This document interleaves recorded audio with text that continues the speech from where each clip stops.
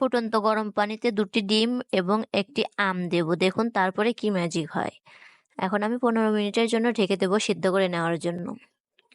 সিদ্ধ করে নেওয়া হয়ে গেলে চুলাটা অফ করে দেব। একটা ছাঁকনির সাহায্যে ডিমগুলো এবং আমটা উঠিয়ে নেব। নিয়ে আমটা ঠিক এভাবে ছিলে নেব।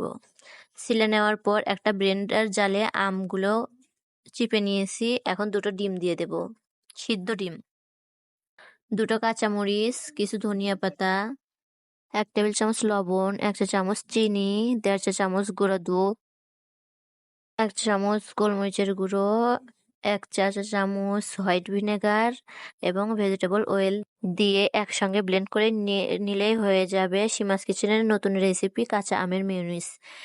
অনেক মজার, যে কোনো স্ন্যাক্সের সাথেই ট্রাই করতে পারেন। অনেক মজার এই মেয়োনিজটা। ভিডিওটি ভালো লাগলে অবশ্যই একটা লাইক, একটা কমেন্ট করে যাবেন। আল্লাহ হাফেজ।